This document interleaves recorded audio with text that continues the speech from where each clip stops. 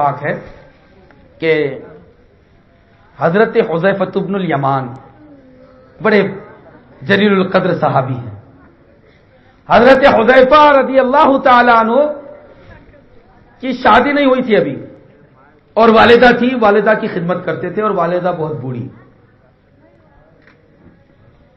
شادی کے لیے انہوں نے بہت کوشش کی اور ابھی شادی کا انتظام نہیں ہو پا رہا تھا. نوجوانی کا عالم تھا ان کا. خوب والدہ اتنی خدمت کرتے تھے کہ والدہ اٹھ کر بیٹھ نہیں سکتی تھی تو سہارا دے کر اٹھاتے تھے، اور خود اپنے ہاتھوں سے کھانے کی روٹیاں وغیرہ نرم کر کے والدہ کے منہ میں رکھتے تھے. ماں کی خدمت بہت بڑی چیز ہے. ایک بار ان کی ماں کو انہوں نے کھانا نہیں کھلایا اور ویسے ہی سرکار کی مجلس میں آ گئے. نبی صلی اللہ علیہ وسلم نے ان کو واپس بھیج دیا کہ پہلے ماں کی خدمت کر. مجھے یہ بتاؤ کہ نوجوانوں، نبی پاک کی مجلس سے بڑھ کر دنیا میں کون سی مجلس ہوگی؟ آج نوجوان دوستوں کی مجلس میں جانے کے لیے ماں باپ کا دل دکھاتا ہے، ماں باپ کو پریشان کرتا ہے. ماں باپ عالموں سے، تعویذ والوں سے، ماں باپ بچوں کے استاد سے شکایت کرتے ہیں، اپنے رشتہ داروں میں شکایت کرتے ہیں کہ ہمارے بچے ہماری نہیں سنتے. یہ کیا موقع ہے؟ دیکھ لو، اچھی طرح سمجھ لو، ماں باپ کی خوشی میں اللہ کی خوشی ہے اور ماں باپ کی ناراضگی میں اللہ کی ناراضگی ہے. باپ جنت کا دروازہ ہے اور ماں کے قدموں کے نیچے جنت ہے. حضرت حذیفہ بن الیمان ماں کی خدمت کرتے ہیں، اور اگر ماں سرکار کی مجلس میں آنا ہوتا تھا تو ماں سے اجازت لیتے تھے. یا رسول اللہ صلی اللہ علیہ وسلم، میں سرکار، اے میری ماں، میں سرکار کی مجلس میں جانا چاہتا ہوں. اے ماں اجازت دے دو، میں سرکار کی مجلس میں جانا چاہتا ہوں. تو اجازت لی انہوں نے. ایک مرتبہ کاروبار کے لیے گئے ہوئے تھے، کما کر لائے تو ماں کو انہوں نے اپنے ہاتھوں سے کھانا وانا کھلایا تو رات زیادہ ہو گئی، آدھی رات ہو گئی. باہر گئے، کما کر لائے، پھر اس کے بعد کھانا بنایا، کھانا بنانے کے بعد میں ماں کو کھلایا، پھر ماں نے کھا لیا تو خود نے کھایا. اب ماں کو سلایا تو سلاتے سے پہلے ماں سے کہا، اجازت لی انہوں نے کہ ماں اگر نیند لگ گئی تمہیں تو اب سو جانا، میں سرکار کے پاس چلا جاؤں گا، دن میں تو موقع نہیں ملا، آقا کا رات دیدار کر لوں گا. ماں اجازت دے دو. دیکھو، سرکار کی مجلس میں جانے کے لیے ماں سے اجازت لے رہے ہیں، اور آج تم ماں سے اجازت لینے میں شرماتے ہو. ارے گھر میں پہنچتے ہو تو ماں کو سلام کرنے میں شرماتے ہو. کتنی بری بات ہے. بالکل پوری خوشی کے ساتھ چہرے پر خوشی کے اثرات لاؤ، اور جیسے ہی گھر میں جاؤ تو بالکل خوش دلی کے ساتھ ماں کو اور باپ کو ایسا سلام کرو کہ ماں اور باپ کا دل خوش ہو جائے. ماں دوستوں کے ساتھ تو خوب خوش رہتا ہے نوجوان، اگر باہر ہے تو خوب خوش ہے، ٹھٹھے اڑا رہا ہے، اور جیسے ہی گھر میں قدم رکھا تو غصہ ناک پہ آ جاتا ہے. یہ کیا معاملہ ہے کہ گھر میں آتا ہے تو غصہ ناک پر، اور باہر دوستوں میں ہے تو ساری خوشی وہیں پر ہے. صحیح انسان تو وہ ہے کہ سب سے زیادہ خوش ہوتا ہے تو ماں باپ کو دیکھ کر خوش ہوتا ہے. اے نوجوان، اگر کہ شادی ہو چکی ہو لیکن تیری حالت یہ ہونا چاہیے کہ ماں کو تو دیکھے تو خوش ہو جائے اور ماں تجھے دیکھے تو خوش ہو جائے. باپ کو تو دیکھے تو باپ خوش ہو جائے اور فخر کے ساتھ بولے کہ میرا یہ بیٹا ہے.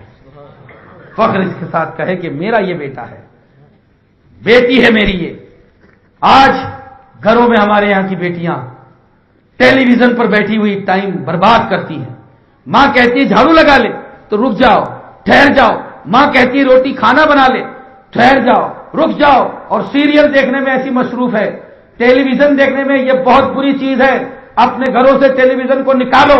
تباہی اور بربادی ٹیلی ویژن سے آ رہی ہے، بے پردگی ٹیلی ویژن سے آ رہی ہے، نافرمانی ٹیلی ویژن سے آ رہی ہے، ہندوانہ رسم و رواج مسلمانوں کے گھروں میں ٹیلی ویژن سے آ رہے ہیں، اسلامی تہذیب ہمارے گھروں سے نکل رہی ہے، ٹیلی ویژن کی وجہ سے نکل رہی ہے. آج کے 15 سال پہلے جو نوجوان لڑکیاں کبھی گھر کے باہر نہیں آتی تھی اور اگر آتی تھی تو پورے طور پر اپنے آپ کو دھک کر آتی تھی، لیکن آج یہ دیکھا جاتا ہے کہ یہ بچیاں، یہ لڑکیاں بغیر سینے پر دوپٹہ رکھے ہوئے گھروں کے باہر نکلنے کی کوشش کرتی ہیں۔ ماں باپ اگر بولتے ہیں، بھائی اگر کہتے ہیں تو وہ مانتی نہیں ہے اور بلا وجہ منہ کرنے پر اتر جاتی ہے۔ یہ کس کی بدولت ہے؟ یہ صرف ٹیلی ویژن کی بدولت ہے۔ مسلمانوں ذرا سوچو اور سمجھو، غور و فکر کرو اس پر۔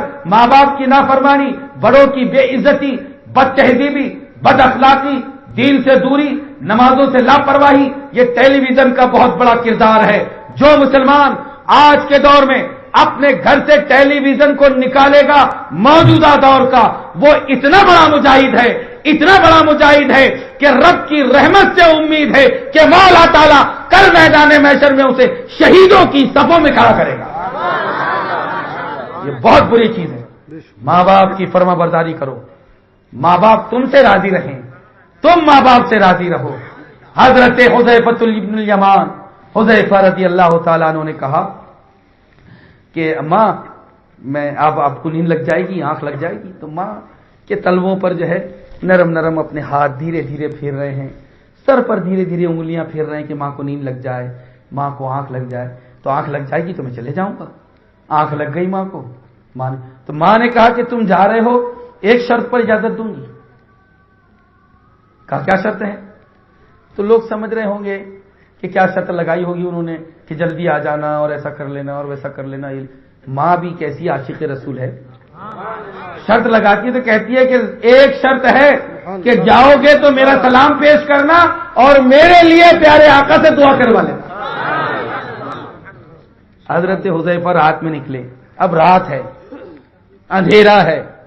آقا صلی اللہ علیہ وسلم اپنے حجرہ پاک سے نکلے اور سرکار رحمت عالم تہجد ادا فرمانا چاہتے ہیں، وضو کے لیے اپنے حجرے سے نکل کر کہیں تشریف لے جانا چاہتے ہیں کہ آس پاس کوئی کنواں ہے اس میں سے پانی نکالیں اور وضو فرمائیں۔ حجرے سے اتفاق ایسا کہ ان کا پہنچنا ہوا، آقا کا حجرے سے نکلنا ہوا، آقا حجرے سے نکل گئے اور کنویں کی طرف جا رہے ہیں۔ رات ہے، پہلے یہ سمجھ لیجئے، اور آگے آگے آقا ہے، پیچھے پیچھے حضرت حذیفہ ہیں۔ اب قدموں سے چلنے کی آواز سرکار کو آ گئی تو حضرت حذیفہ یہ بیان کرتے ہیں حدیث شریف میں کہ سرکار پلٹے بغیر وہیں سے پوچھتے ہیں من کون ہے، اور میرے جواب دینے سے پہلے فرماتے ہیں حذیفہ۔ آقا کا منہ ادھر ہے، رات کی تنہائی ہے، اندھیرا ہے، اور نبی پاک وہی فرماتے ہیں کہ من حذیفہ، کیا کون ہے؟ کہا حذیفہ، تو نے کہا ہاں یا رسول اللہ آپ کا غلام حذیفہ۔ سرکار رحمت عالم آگے آگے جا رہے ہیں، پیچھے آنے والے کو دیکھتے ہیں، نبی صلی اللہ علیہ وسلم کو اللہ نے وہ طاقت دی بڑی۔ اچھا یہ ہو گیا، پھر اس کے بعد سرکار فرماتے ہیں کہ حذیفہ تمہاری ماں نے کیا کہا؟ وہ تو گھر میں کہہ رہی ہیں، وہ تو گھر میں عرض کر رہی ہیں کہ ایک شرط پر اجازت دیتی ہوں کہ میرے لیے دعا کروا لینا۔ تو وہ پوچھتے ہیں سرکار کہ تمہاری ماں نے کیا کہا؟ ہاں یا رسول اللہ، وہی میں عرض کرنے والا تھا، میری ماں نے کہا تھا کہ میرے لیے نبی سے دعا کروا لینا۔ تو اللہ کے رسول صلی اللہ علیہ وسلم فرماتے ہیں کہ حذیفہ تم بھی جنتی، تمہاری ماں بھی جنتی، تم بھی جنتی ہو۔ احادیث کریمہ میں الگ الگ، تم بھی بخشے ہوئے ہو، تمہاری ماں بھی بخشی ہوئی ہے، کہیں ہے تم بھی جنتی، کہیں کسی حدیث میں یہ ہے کہ تمہارا بھی بیڑا پار، تمہاری ماں کا بھی بیڑا پار۔ جب بیٹا فرما بردار ہو اور ماں بچوں سے اور نبی سے محبت کرنے والی ہو تو ماں باپ بھی بہتر اور بچے بھی بہتر ہوا کرتے ہیں، گھر کا ماحول بھی بہتر ہوا کرتا ہے۔ تو صحابہ کے اسوہ، صحابہ کے طریقے اور نبی پاک کے احکام پر چل کر، جیسے صحابہ نے نبی سے محبت کی اور محبت کے ساتھ اپنی زندگی میں اپنے اعمال کو بھی درست کیا، مسلمانوں اپنے اعمال کو ایسا درست بنا۔ پیارے آقا رحمت عالم صلی اللہ علیہ وسلم کو اللہ نے قوت دی، بڑی طاقت عطا فرمائی، اور کیسی طاقت دی کہ بہت صحابہ کرام کے حالات اور واقعات ہیں۔ جب سرکار صلی اللہ علیہ وسلم نے مکے سے ہجرت فرمائی اور مدینہ شریف چلے گئے، مدینے میں ہے آقا، تو مدینے کے آس پاس کے قبیلے والوں نے رسول اللہ صلی اللہ علیہ وسلم سے صلح کر لی کہ آپ کے اوپر اگر کوئی حملہ کرے گا تو ہم ساتھ دیں گے، حالانکہ وہ مسلمان نہیں تھے۔ یہ بات مکہ کے کافروں کو بہت بری لگ گئی. ارے یہ تو 15 قبیلوں نے ان کے ساتھ صلح کر لی. پھر کچھ دن کے بعد خبر آئی تو 17 قبیلوں نے صلح کر لی. پھر کچھ دن بعد خبر آئی کہ 20 قبیلوں نے صلح کر لی. یہاں تک کہ 37 قبیلوں نے سرکار کے ساتھ صلح کر لی. سرکار مدینے میں ہے. اب یہ خبریں مکے میں پہنچی تو وہ تلملا رہے ہیں کہ مدینہ چلے گئے اور اتنے قبیلوں نے ان کے ساتھ صلح کر لی, ان کا کام بڑھتے جا رہا ہے. اور دوسری تلملاہٹ ان کو یہ اتنی بڑی کہ مکے سے جو لوگ نبی پاک کی خبر سنتے تو مکے سے اپنا ساز و سامان چھوڑ کر مدینہ چلا جاتے. اگر کوئی آدمی مال و دولت لے کر جانا چاہتا تو کافر اس کو روک لیتے تھے کہ نہیں, تم نے یہ مکے میں کمایا اس لیے مکے میں رہنے دو, خالی ایک گھوڑے پر جاؤ. ایسا کرتے تھے. اور ایک بار تو ایسا اتفاق ہوا کہ ایک صحابی جو نبی پر ایمان لا چکے, وہ اپنا مال خود کمایا, ماں کو بہت سارا مال دے دیا, آدھے سے زیادہ, اور تھوڑا سا مال لے کر اپنے اونٹ پر سوار ہو کر جانے والے تھے تو ماں نے بلا لیا, رک, کہاں جا رہا ہے؟ کہا میں مدینے جا رہا ہوں نبی کی خدمت میں نے آپ کی خدمت میں اتنا مال دے دیا ہے. اس نے ایمان نہیں قبول کیا تھا, وہ کافرہ تھی. میں نے آپ کی خدمت میں اتنا مال دے دیا ہے کہ آپ تو زندگی پوری ایسی نکل جائے گی اور گاہے بگاہے میں آتا رہوں گا, دیکھتا رہوں گا. تو کہا نہیں, تو کہتا تھا کہ میرا جو کچھ ہے سب میری ماں کا ہے. کہاں یہ بولتا تھا میں, اور فرما بردار بچہ وہی ہوتا ہے کہ میرا جو کچھ ہے میری ماں کا ہے. ارے صحابہ تو یہ کہتے تھے ماں باپ کو, جب مال کی بات آتی تھی تو ماں باپ کو صحابہ کہتے تھے کہ ہمارا مال جو کچھ ہم نے کمایا یہ تو آپ کا ہے ہی, یہ تو صرف مال ہے, میری جو جان ہے یہ بھی آپ کی ہے. مطلب آپ مال چاہیں تو مال لے لیں, جان چاہے تو جان لے لیں. آج کل کے ماں باپ بہت زیادہ آپ سے مال نہیں مانگ رہے ہیں اور آپ کی جان بھی نہیں مانگ رہے ہیں, صرف مسکراہٹ مانگ رہے ہیں, صرف محبت مانگ رہے ہیں, صرف تھوڑا سا لگاؤ مانگ رہے ہیں. اور آج کا نوجوان ماں باپ کو وہ بھی نہیں دیتا. ذرا اپنے آپ کو درست رکھو, اپنے حالات کو ٹھیک بناؤ, گھر بار کو بہتر کرو. اور جب تک گھر درست نہیں ہوگا تب تک محلہ کیسے درست ہوگا, اور محلہ درست نہیں ہوگا تو شہر کیسے درست ہوگا, اور شہر درست نہیں ہوگا تو ملک کیسے درست ہوگا. اس لیے اپنے گھر کو پہلے درست کرو اور اپنے گھر کا ماحول بہتر بناؤ. جہاں گھر کا ماحول بہتر ہوگا وہاں محلہ درست ہوگا, اور جہاں محلے کا ماحول درست ہوگا شہر کا ماحول درست ہوگا, اور جب سارے شہر درست ہوں گے